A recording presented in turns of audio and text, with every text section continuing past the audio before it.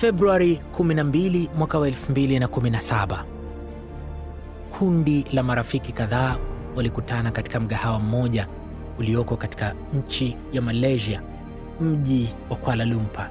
Walikuwa wamekusanyika kusherehekea siku ya kuzaliwa kwa mwanamke wa asili ya Kiindonesia aitwaye Siti Asia. Asia akiwa kwenye sherehe yake ya kuzaliwa akawaambia marafiki zake ya kwamba alikuwa na habari za kusisimua, ya kwamba amepata kazi katika kipindi cha kuigiza uhalisia kwenye televisheni, yaani pranks. Pranks ni vile vipindi ambavyo waigizaji huchukuliwa na kisha wanakuja kukufanyia kituko fulani wakati wewe hujijui, huku kamera zikiwa zimetegeshwa zikirekodi, waone utafanya nini baada ya kufanyiwa vibweka. Basi siku iliyofuata baada ya sherehe hiyo ya kuzaliwa ya Asia katika uwanja wa ndege wa Kuala Lumpur, Siti Asia alikuwa anamlenga mwanaume mmoja kumfanyia prank hayo mavibweka. Alikuwa mwanaume aliyevalia tisheti ya bluu, nywele zake zilikuwa zinaanza kumwisha kichwani na alikuwa amevalia jacket sawa na ya wanamichezo. Mwanaume huyo alipokaribia sehemu ya abiria kuidhinishwa kuingia ndani ya uwanja wa ndege, yaani check-in, alimkimbilia na kumrushia kitu cha majimaji usoni mwake. Yule mwanaume akahamaki na kuuliza, "Unafanya nini?" alisema mwanaume huyo kwa Kiingereza kisicho sanifu.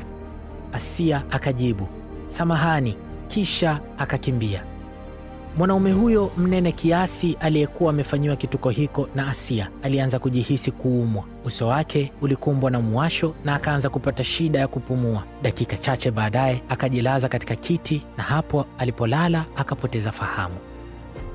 Maafisa wa uwanja wa ndege waliliita gari la kubeba wagonjwa.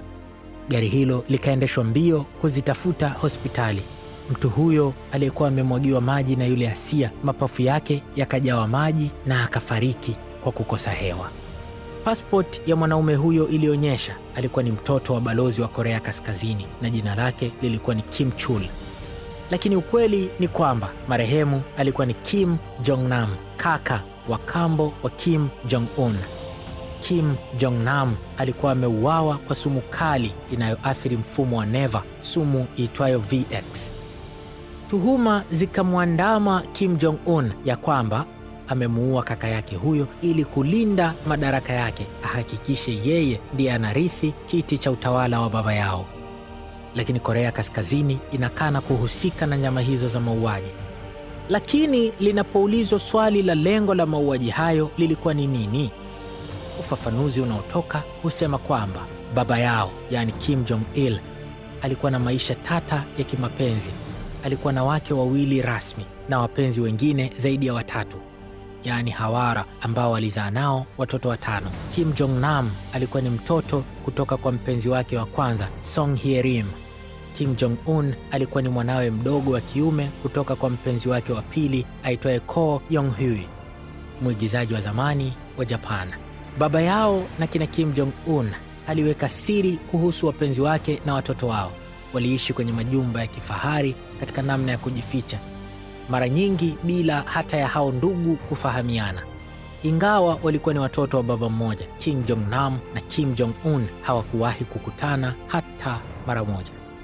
Basi kama mwana wa kwanza wa kiume, Kim Jong-nam alitazamwa na wengi kwa muda mrefu kama mrithi mtarajiwa wa Kim Jong-il. Lakini mwaka wa 2001 Kim Jong-nam alikamatwa akijaribu kuingia Japan kwa kutumia pasipoti bandia. Alikuwa amepanga kwenda kuzuru mahala paitwapo Disneyland iliyoko katika mji wa Tokyo. Mwanamfalme huyo wa Korea Kaskazini alirekodiwa video akitembezwa kuelekea kwenye ndege na kufurumushwa.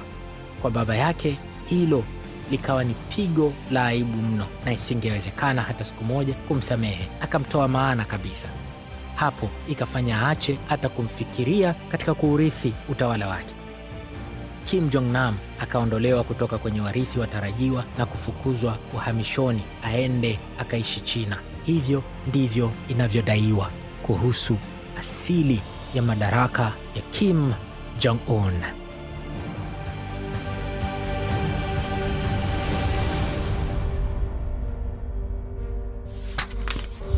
This storybook